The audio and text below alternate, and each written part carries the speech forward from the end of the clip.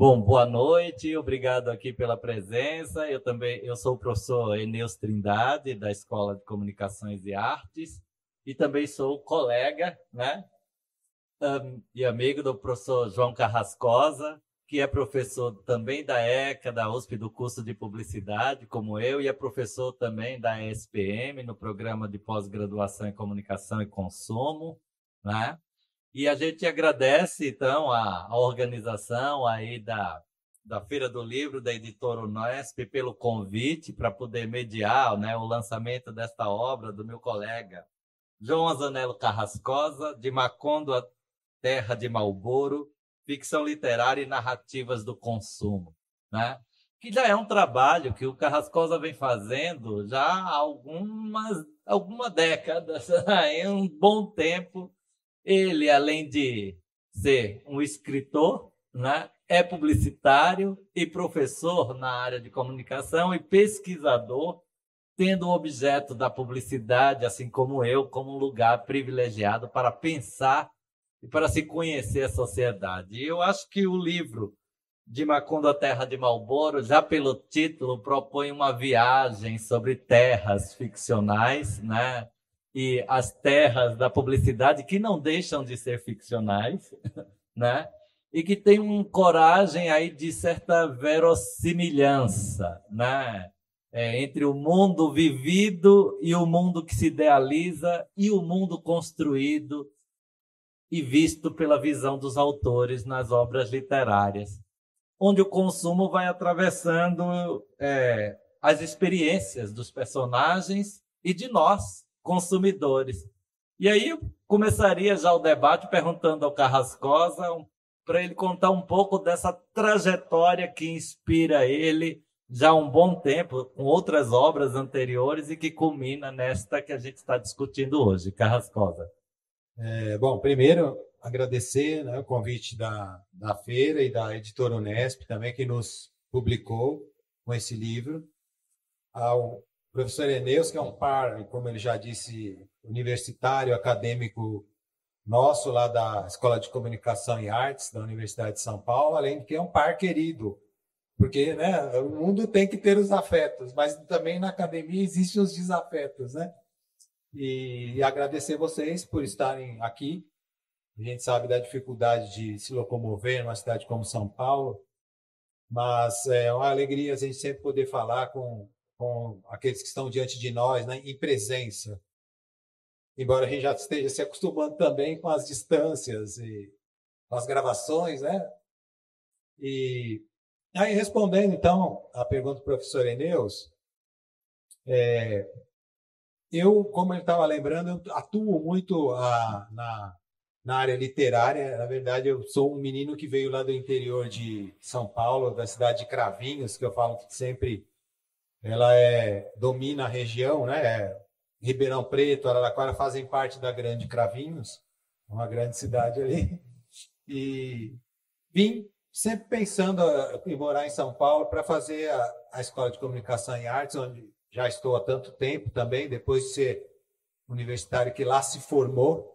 Também lá eu fiz o mestrado, também lá eu fiz o doutorado, inclusive com o mesmo orientador que o professor Eneus, que é a Kátia, que está aqui também, o professor Ivan Santo Barbosa. E, e trabalhando na academia, na universidade, mas também na publicidade como redator, e especialmente vindo, né, do interior, pensando em ser um escritor, e ao longo do tempo ter escrito vários livros, né, de contos, de romances e histórias infantis. Em programas de pós-graduação, tendo que fazer pesquisa, eu já havia escrito vários livros sobre publicidade, como fazer publicidade, como escrever um texto, como fazer um roteiro. Não que fosse um manual, mas fossem discussões sobre os aspectos retóricos da publicidade como um texto cultural. Veio, então, a ideia de tentar não só trabalhar com a publicidade de um lado, nem só com a literatura do outro, mas juntar essas águas. E esse livro, como o professor Eneus anunciou, de Macondo à Terra de Marlboro, dá justamente esse caminho duplo, né, de mistura. De Macondo, todo mundo sabe, né, que é uma cidade, uma aldeia, um vilarejo inventado pelo Gabriel Garcia Marques, que aliás está saindo um novo livro dele, né? Um livro póstumo e tal. Mas é uma cidade teria então seu fundamento na Colômbia, mas uma cidade imaginária, onde acontecem coisas incríveis, né? Ele atua dentro da literatura chamado realismo mágico. E a literatura não só dele, mas se a gente for pensar uma de Monteiro Lobato, também tem lá um sítio do Pica-Pau Amarelo, um outro espaço, um outro universo, um outro microcosmos também imaginário. A literatura ou qualquer arte vai também elaborando seus mundos, vai criando fronteiras em função da habilidade do seu artista em criar essas divisas. E a Terra de Marlborough, por outro lado, ela vai representar, obviamente, a publicidade. Todo mundo que tem mais uma certa idade, né? Como o professor falou aqui, eu sou um Highlander, né? Da área de estudos de publicidade, um Matusalém, né? A gente sabe que provavelmente o primeiro grande comercial que se mostra um mundo idealizado é aquele que é das Terras de Marlborough, que depois passou a ser uma série de outros filmes publicitários mostrando aquela região que parece muito com o oeste americano, onde tem lá os homens seus cavaleiros e desbravando ali uma natureza indômita, que é quando a publicidade também se vale, começa a se entender que ela pode contar histórias e criar universos ficcionais para identificar uma marca. Então, esse universo de Marlborough é aquele lugar que eles representaram, em termos, né, visuais, como um lugar onde viveriam aqueles sujeitos que fumavam, né, o cigarro Marlboro, e outras tantas marcas criam seus universos de outras maneiras, às vezes de forma mais fragmentada, mais difusa. Então, a ideia era tentar fazer uma ligação entre esses dois mundos, a ficção literária e a ficção publicitária, porque a gente supõe, né, e a gente comprova que a publicidade é uma ficção, ela cria histórias para, então, encaminhar-nos e, às vezes, até nos ensinarmos o que fazer com o nosso consumo, como por exemplo, ter o contato com o produto, como se valer dele, como usá-lo. E isso não temos de falar de mercadorias, de bens de consumo, mas também a gente tem os serviços, a gente tem as propagandas que estão voltadas para causas sociais, para ONGs, né? Publicidades também eleitorais, políticas. E pensando nessa relação, eu comecei a fazer uma série de leituras de quem lê, obviamente, literatura de ficção, para poder escrever, para poder se inspirar. E fui encontrando em algumas histórias, num romance, num conto, num poema, elementos que me faziam, que me davam luzes para poder estudar algum elemento, algum aspecto, algum fator que tivesse a ver com a publicidade, com a narrativa publicitária, com as questões relacionadas a uma sociedade de consumo. E assim foram surgindo os capítulos desse livro, que, primeiramente, tinham o formato de artigos e foram publicados em revistas acadêmicas, em periódicos, que você tem que passar por pares, né? São avaliados. E depois, como eles foram ficando, vamos dizer, avulsos, né? Soltos, a ideia foi, nesse livro, revê-los, pensar numa ordem, amarrar um pouco mais uns com os outros e ter um produto mais orgânico de livro, ainda que cada um deles vá, né, atuar, vai operar sobre um aspecto da publicidade por meio de uma obra literária. Então, acho que, professor, né, Eneus, acho que já dá para começar. Né? Já dá para começar. E eu acho o seguinte, eu vou te fazer uma pergunta, colocando aqui uma interpretação possível da obra, que eu acho que você vai num crescente a partir de cada texto. São 11 textos, né? O primeiro, né, referente às ervilhas congeladas, em que uma leitora, né, traz uma carta, né, reclamando de que a ervilha que está na embalagem não é tão atraente quanto a ervilha que está no produto, né?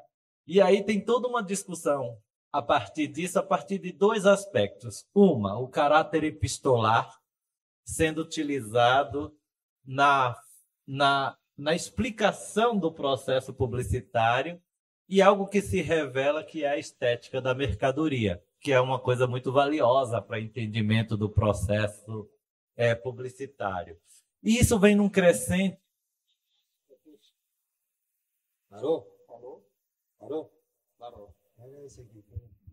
E isso vem num crescente numa lógica que a gente pode chamar de retextualização, né? O próprio Carrascosa usa esse termo no texto, que eu entenderia que é um pouco mais do que a intertextualidade propriamente dita da presença do texto literário na publicidade ou da publicidade na obra de arte, o consumo presente na vida. A retextualização me parece ser um exercício metodológico, ensaístico, próprio até da literatura, né, da teoria literária, em tentar fazer essas explicações, essas amarrações que não se pretendem como manual, mas sim como uma forma de mostrar um conhecimento, né? É por aí? Não, exatamente. Eu agradeço muito a leitura, sempre cuidadosa e arguta, né, do professor Eneus, que acaba também orientando vocês a como interpretar a obra.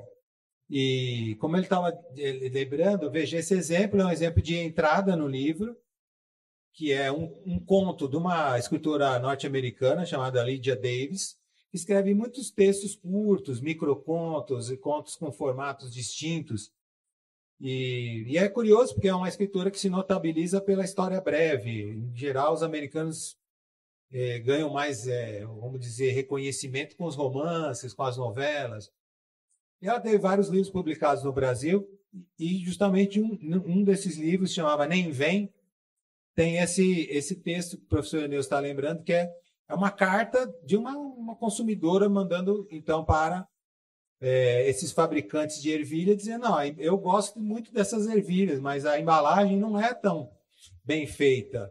Em geral, a gente vai pensar na publicidade, as embalagens devem ser muito bonitas e, por vezes, mostram uma característica do produto tão viva, quase que hiperrealista, para a gente se atrair pela desenho, né? pela a cor, enfim, aquele fetiche, né, que o Marx dizia que a mercadoria tem de saída.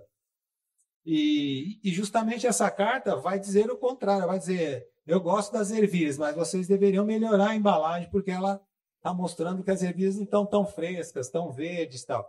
Veja, é uma escritora que está fazendo um texto, que é uma missiva, né, que é uma carta, e, no entanto, a partir dessa carta, como o professor Eneus então trouxe, eu vou começando a discutir uma série de questões relacionadas a você embalar uma mercadoria por meio dessa metodologia que seria a retextualização, ou seja, você trazer um texto que é da literatura e, por meio dele, você discutir algo que é de uma outra área do conhecimento, nesse caso, do universo da publicidade. Então, é claro, a gente pode pegar um filme como O Diabo Veste Prada e estudar a publicidade ali. Só que, a trabalhar com o cinema, trabalhar com o jornalismo, trabalhar com determinados tipos de expressão para estudar outro campo, é bastante comum, é muito didático. Me pareceu que, para além do que a gente trabalha na publicidade, de entender que os textos publicitários se valem da retórica que advém da literatura, né? Muitos materiais publicitários, sobretudo filmes, contam histórias, eles são chamados storytelling, né? Eles criam personagens, existe um conflito. Quem cria uma pequena situação narrativa com um enredo que depois desdobra e fecha para a apresentação do produto. Então, a ideia não era estudar esses elementos que estão na publicidade, mas são advindos da literatura, da própria arte literária. Ou seja, sabemos que as matrizes da publicidade vêm das artes. A literatura vai ser a mãe do texto publicitário, as artes plásticas, a pintura, a litogravura será dos elementos visuais, da direção de arte, dos materiais gráficos. O filme publicitário é um filme, né? Mas que dentro dessas premissas que a publicidade construiu uma pequena história, digamos que é uma micro-história, né? Porque você fazer criar um episódio narrativo, imaginário, ficcional com 30 segundos, 1 minuto, é algo que exige um reconhecimento de como estruturar uma história e que ela possa te afetar de forma forte, seja pelo humor, seja pelo choque, seja pela leveza, seja pela contemporaneidade, por assuntos comezinhos, né, da vida cotidiana. Então, esse método, né, o chamado retextualização, ele vai guiar todos os outros textos que a gente vai trabalhar nesse livro, né, nesses artigos que foram se sucedendo.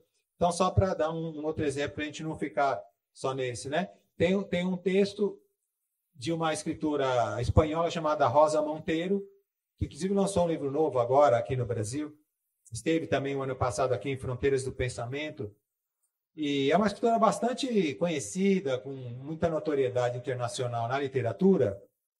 E ela escreve um livro chamado Lágrimas na Chuva.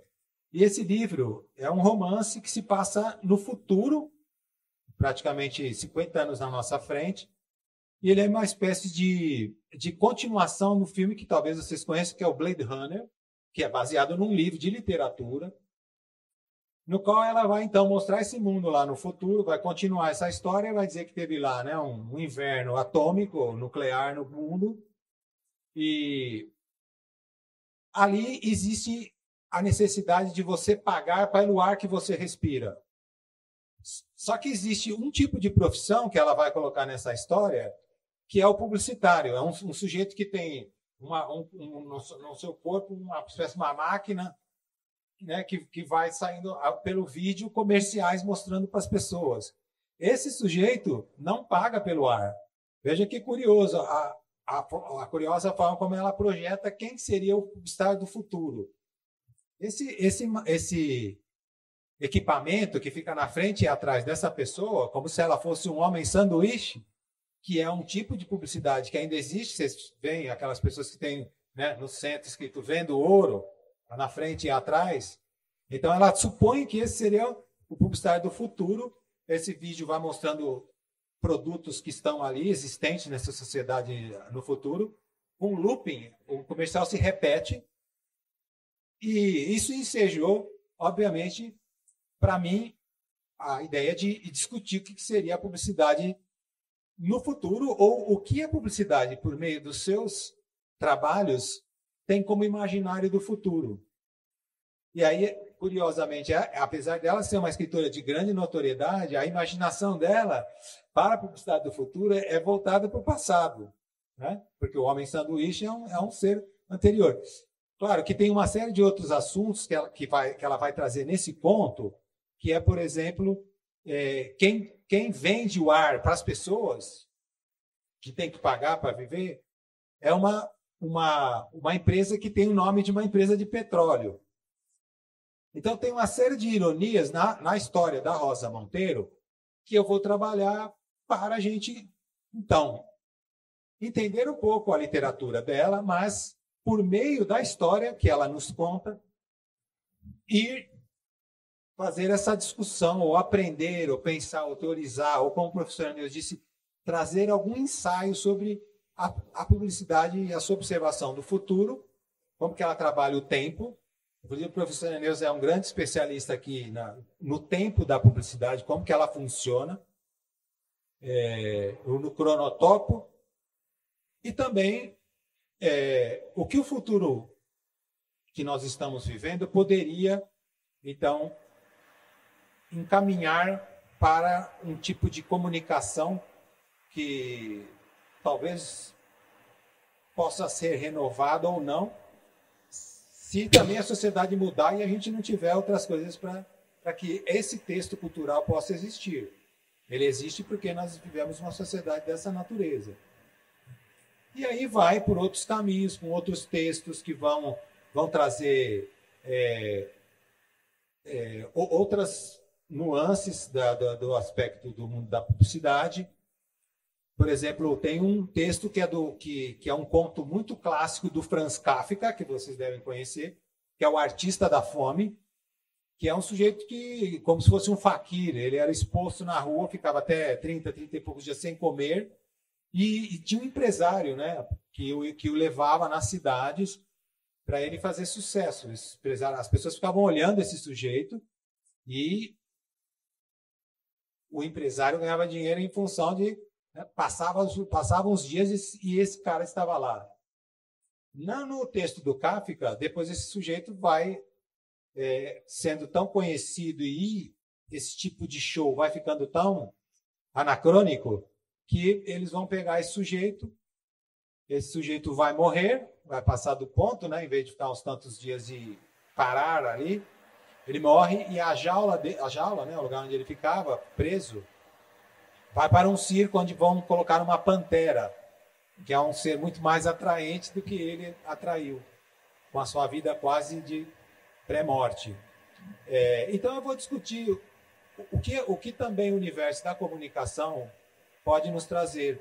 Sempre, né, focar num determinado momento luzes num fenômeno comunicacional ou na publicidade de uma marca ou num determinado fato que pode estar gerando alguma polêmica, mas depois aquilo desaparece e tem que aparecer uma pantera, alguém muito mais forte para dar outra luz, para ser mais interessante ainda, para, vamos dizer, aditivar ou radicalizar ou metabolizar ou catalisar ainda mais a nossa atenção.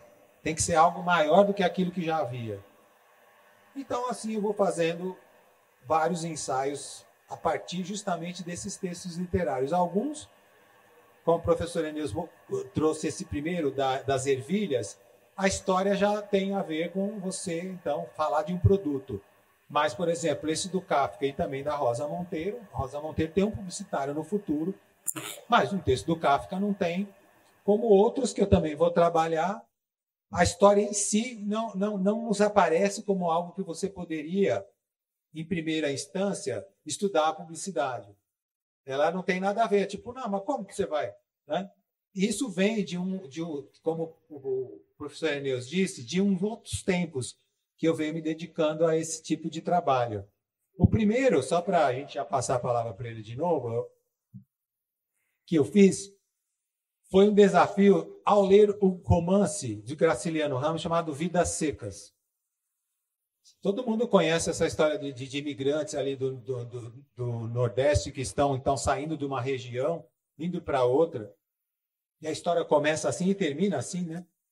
Então tá lá assim a Vitória, Fabiano, o menino menor, o menino maior, o papagaio e a cachorra-baleia. Graciliano já abre isso como um palco, mostrando seus personagens. E depois, capítulo a capítulo, ele vai posicionar cada um dos personagens de forma mais profunda. Inclusive, para mim, é mais que um livro que um romance, é um livro também de contos. Cada capítulo é um episódio que poderia ser lido separadamente pela sua envergadura narrativa, a sua autonomia. O capítulo da cachorra-baleia, que ele vai narrar a morte da cachorra-baleia, é talvez um dos mais bonitos da literatura brasileira. E aí o que acontece? Nesse romance, você fala, mas não tem nada de consumo, de publicidade. Aí você vai começar a ver. Há uma passagem que, assim, a Vitória, ela queria ter uma cama de varas igual do seu Tomás da Bolandeira. Então, aí você já pode discutir. As pessoas têm desejos, as pessoas gostariam de ter um produto que elas não têm, de ter algo na sua vida que não, né? Que eles dariam um outro conforto, que eles transformariam, às vezes, num cidadão, né? Qualifica a sua vida, se coloca também, se inclui numa sociedade em qual você está à margem, te coloca dentro de um código de conhecimento sígnico do seu mundo. Então, eu vou começando a discutir. A própria cachorra-baleia, no final desse capítulo, ela morre sonhando com os preás, que são aqueles roedores, que é o alimento dela. Então, o sonho de consumo dela era o sonho de comer esses animais, né? De se alimentar deles, e ela morre sonhando com isso, como muitas pessoas morrem sonhando com coisas que elas não terão, ou se matam para comprar um automóvel, ou se tornam workaholic, trabalham dia e noite, aí vão ter burnout, vão ficar doentes, coisa e tal, para consumir. ou para comprar, consumir, aí num sentido mais básico de comprar, de adquirir coisas, ou de, vamos dizer, alcançar um estilo de vida, um status que lhe custa justamente a existência. E no próprio Graciliano, nesse livro, vai ter adiante uma festa. O Fabiano, que é o personagem, então, vai a uma costureira levar uns panos para fazer roupa para ele e para os filhos, porque a vestimenta também é uma forma de você se apresentar, né? Você consome roupa, você também se coloca no sistema da moda ou não. E depois eles vão para a festa com calçados novos e com roupa, e ele acaba tirando, não dá certo. Acaba, então, se contrapondo a essa própria situação de você assumir um estilo que não é o seu, né? Você não se qualificar dessa forma. Mas nesse livro são outros os textos. O primeiro foi justamente o Vidas Secas, porque a princípio parecia um texto que, né, se passa numa zona rural. O que tem a ver com publicidade, com consumo, com o universo da midiático que a gente está tratando? E assim vai nessa corrente aí. Eu acho que o texto Lágrimas de Chuva, ele também traz um posicionamento que é seu como autor, a partir da metáfora de Zeus, né? Quando se converte numa chuva dourada que vai permeando todos os empecilhos, né? E ele fecunda, então, a ninfa, né? Que era protegida, né? Para não ser violada, e ele se transmuta, mostrando que a publicidade ela vai tendo essa capacidade de se transmutar. Então, ele traz a retextualização da literatura, mas vai para uma perspectiva de uma relação com o mito, para mostrar que existem outras possibilidades, né? E a publicidade, então, vive um mundo sem limite. E coloca também uma interpelação a partir da relação dos personagens com a publicidade, né? Com qual é o lugar do consumidor, qual é o caráter desse consumidor. Sim. E aí eu percebendo essa discussão do caráter, né? Tem um certo juízo moral, né? E crítico que vem com essa perspectiva literária, né? E da relação com a publicidade em 3 textos, não só moral e também ético, em 3 textos que eu acho que são interessantes. Bom, o que eu acho mais de um compromisso ético é a Operação Flipinha, que aí você, dentro desse todo esse trabalho de retextualização, de criação e recriação, buscando construir um conhecimento sobre a publicidade e o consumo, traz uma experiência feita com crianças, né? Eu queria que você falasse um pouco sobre isso. E a outra pergunta, para a gente também não ficar monopolizando aqui, também passar para os presentes aqui poderem perguntar, né, alguma questão sobre a sua obra, são 2 textos. Um, o Seminário dos Ratos, né, a Lígia, fantástica, um ícone da literatura brasileira e paulistana, né, que vai fazer uma crítica a um evento, tipo um congresso, né? E aí o Carrascosa faz uma crítica aos eventos acadêmicos da nossa área, que vai na esteira de um texto polêmico, já que o Carrascosa publicou há uns anos atrás a Suíte Acadêmica 1, que era sobre como pensar as problemáticas de um projeto e todas as controvérsias, ironias e situações que fazer um projeto acadêmico científico acarreta, e que foi publicado numa revista científica, A1, dentro de uma perspectiva de escrita A1, que eu quero dizer, é uma revista super qualificada nos contextos nacionais, internacionais, né? Que é a revista Matrizes, também lá da ECA.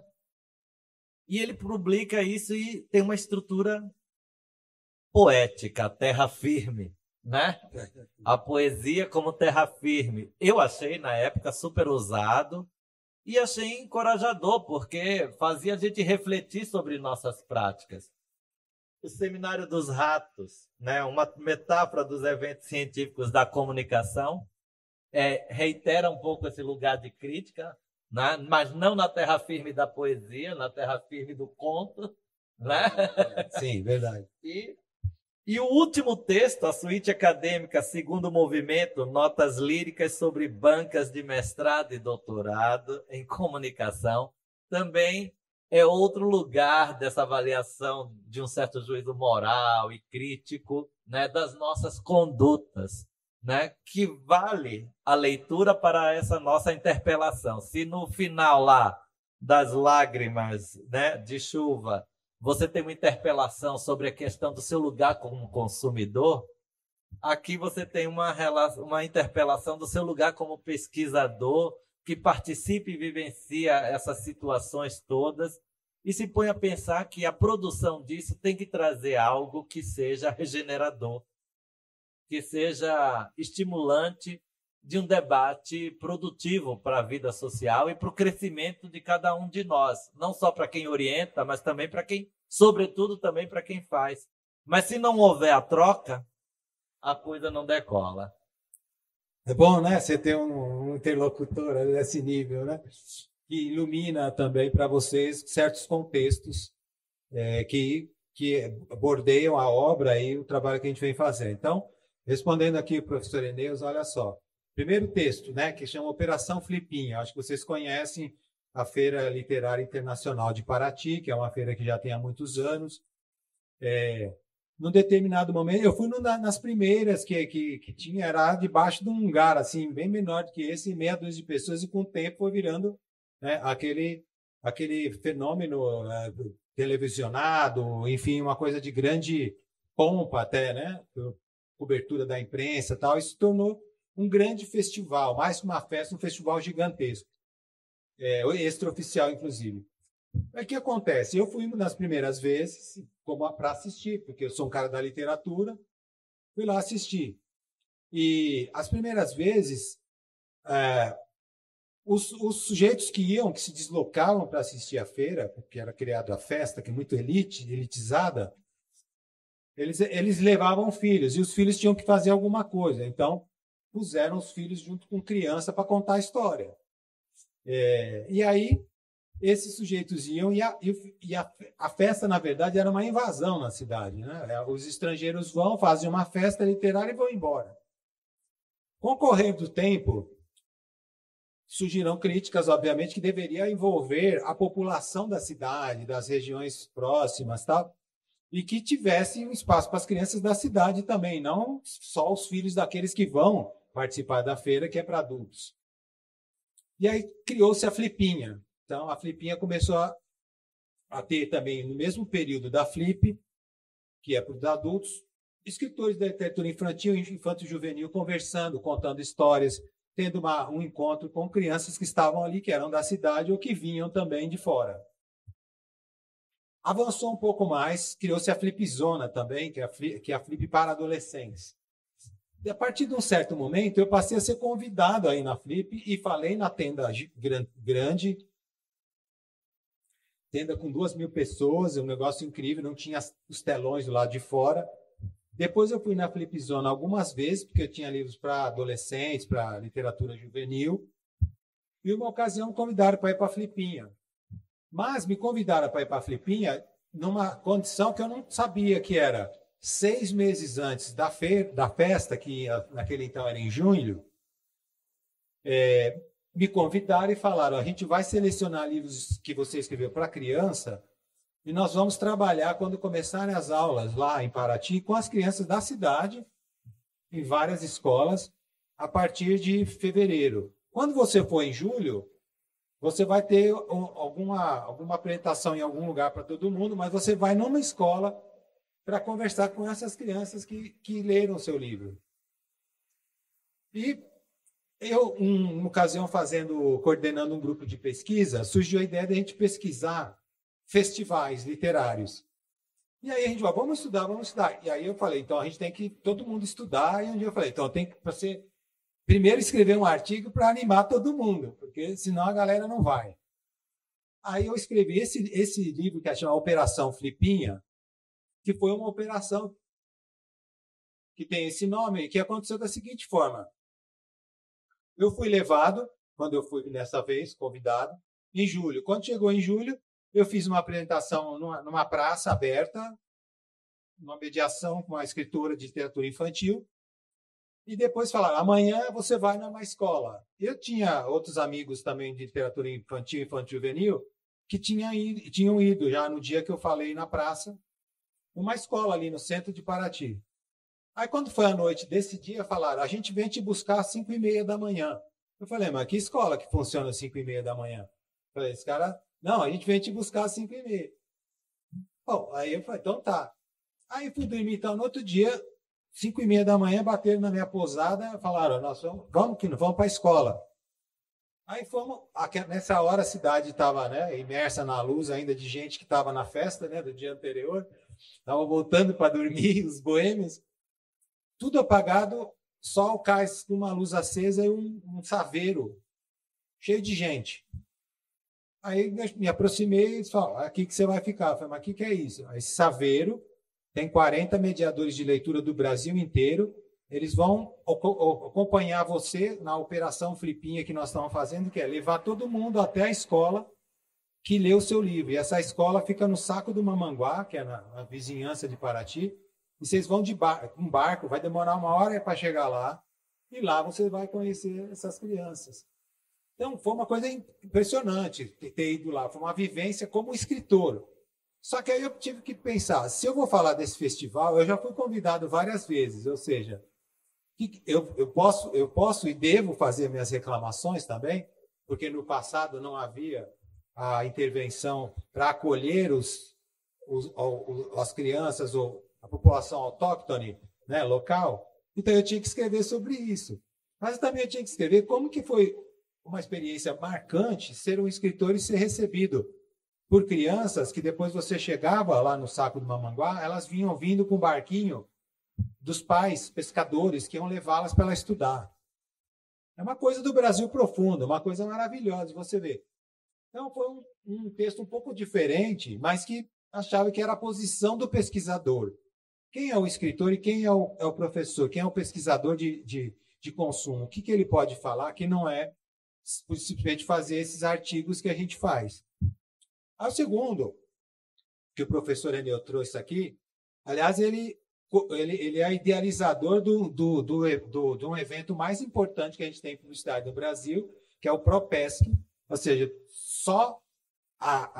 né, vamos dizer, né, unicamente voltado para os pesquisadores, né, de propaganda ProPesc, que reúne os caras mais incríveis, né, e as vanguardas desses estudos.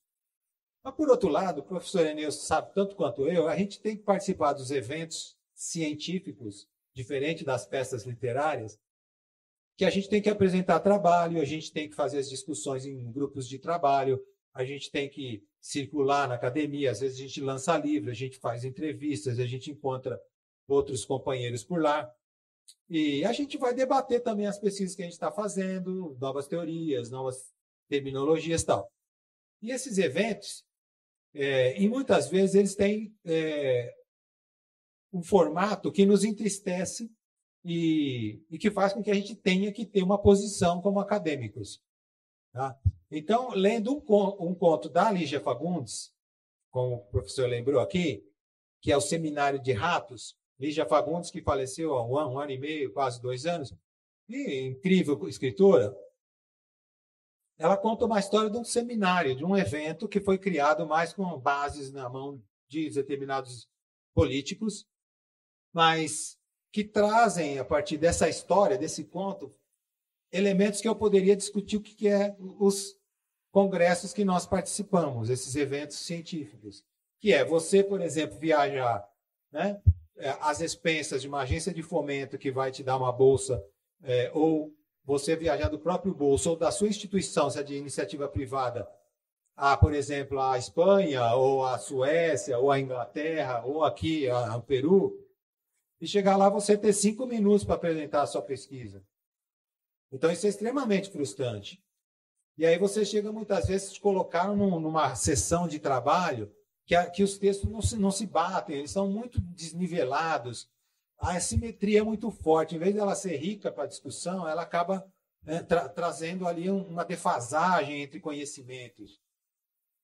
Então você sai de lá sem ter feito ciência. Quer dizer, você fez ciência, mas na hora de se apresentar e ser irrigado por outros que também trazem novas contribuições, você sai, né, sem aprender, sem discutir, sem também fazer com que a sua pesquisa tivesse uma recepção. E aí, o que se vai dizer entre nós? Né?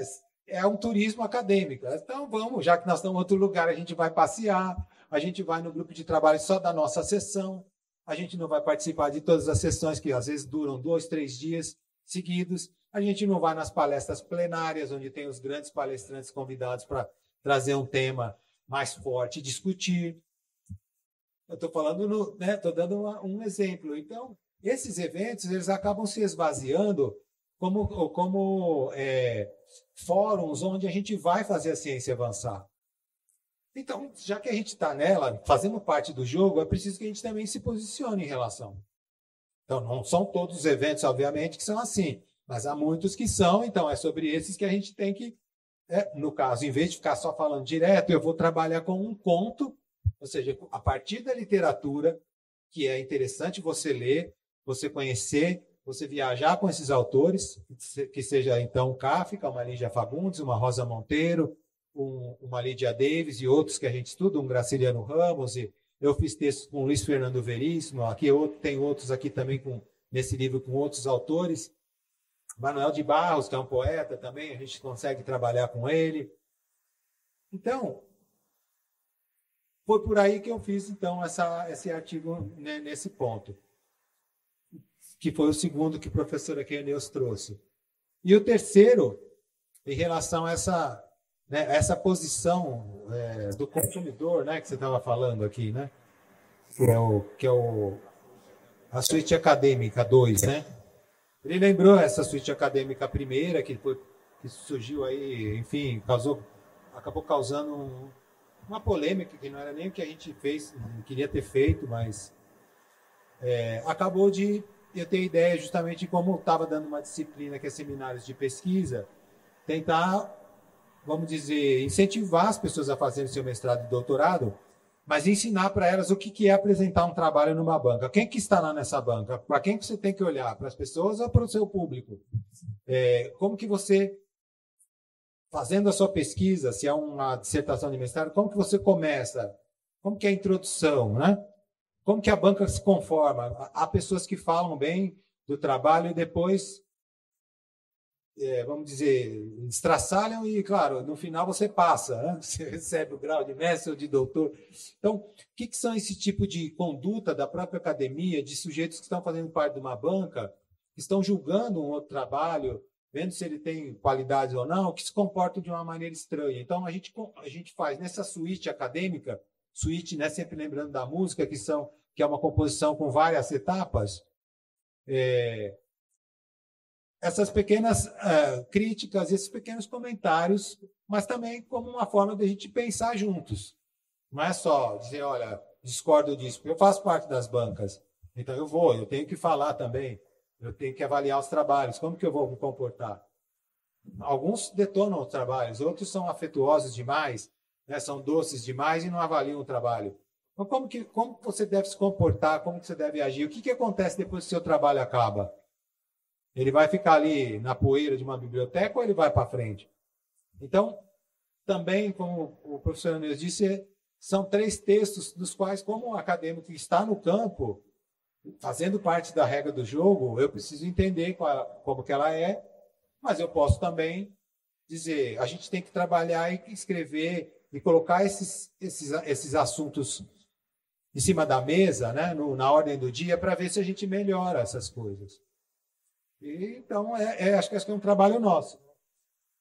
E eu penso que a afirmação da literatura, mais do que não só a poesia, mas o conto, né, a prosa, como terras firmes, né, para a gente pensar a escrita. Mas no caso da poesia, vinha um desafio.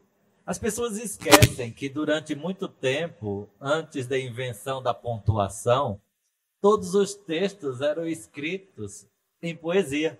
porque não havia, né, a questão da pontuação. A pontuação é relativamente recente, né? Século XVII, por aí, né?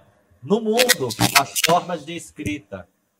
Então, o retorno à poesia é uma terra firme porque coloca a gente na suíte, né? Nas etapas ritualísticas de entender determinados processos e nos autoavaliarmos, nos questionarmos, autoquestionar sobre processos.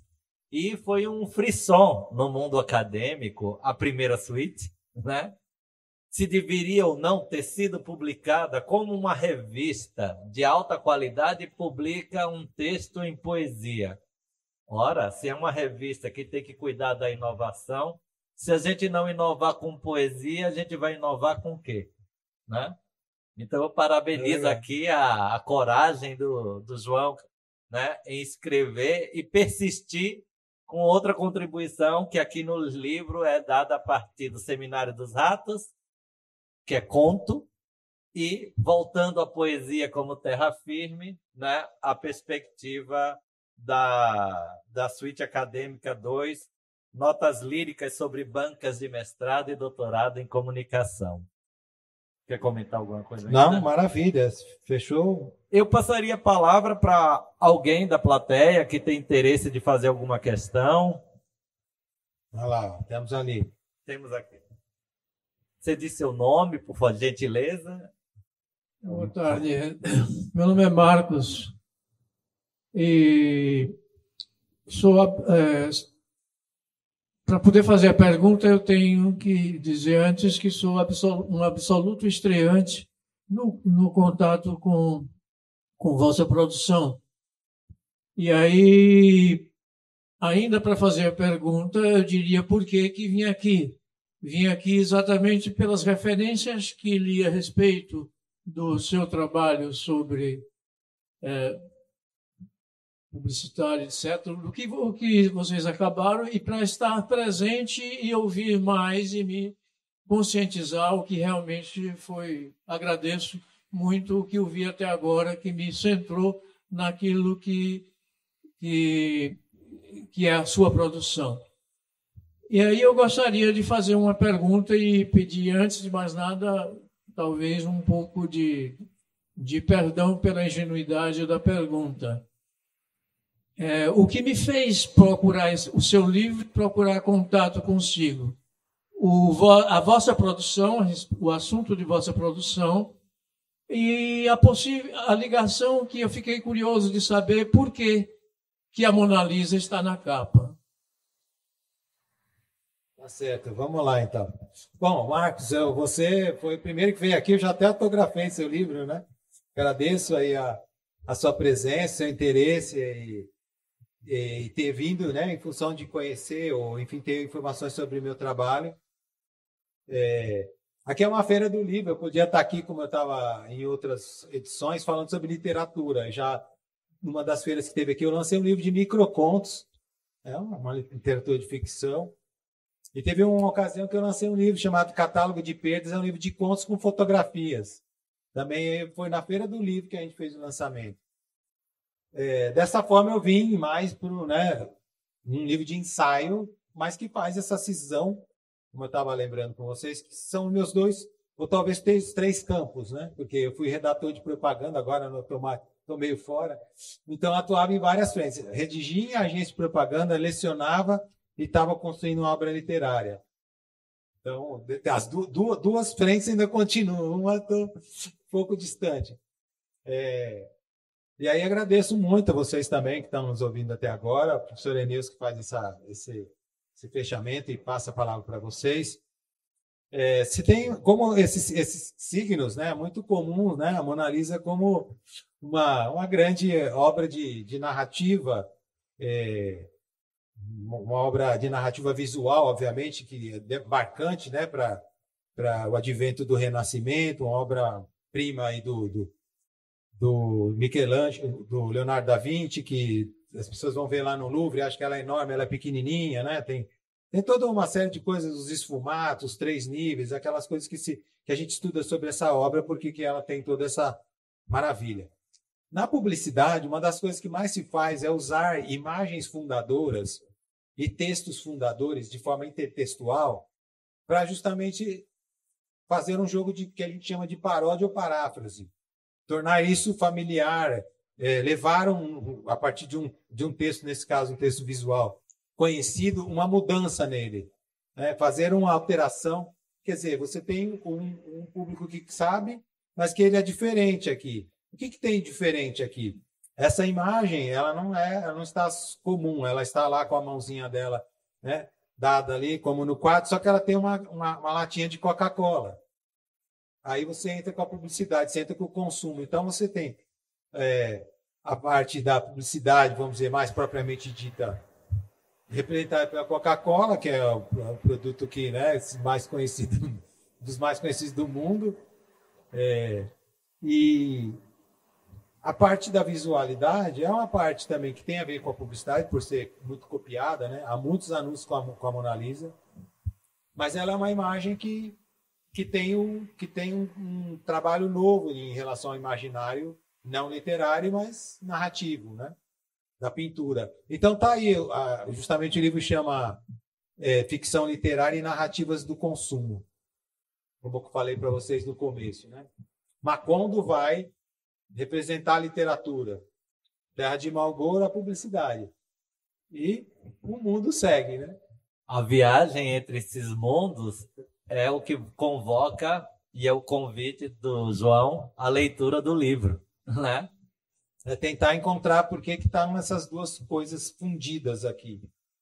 E, claro, isso foi feito pela equipe de arte da editora da Unesp, que conversa comigo, tal, apresentou até mais de uma opção e a gente, né, validou, porque mostra que eles leram o livro também e são profissionais que sabem quanto uma capa é importante para que você também não entregue algo que não é o que você oferece, né, o que você se propõe, para que não, vamos dizer, não engane o seu interessado. Nós vamos falar sobre isso. E que também, como uma mercadoria, como um objeto, como a gente falou no primeiro texto, né, Eneus, da embalagem das ervilhas congeladas, ela tenta também mostrar o que tem dentro.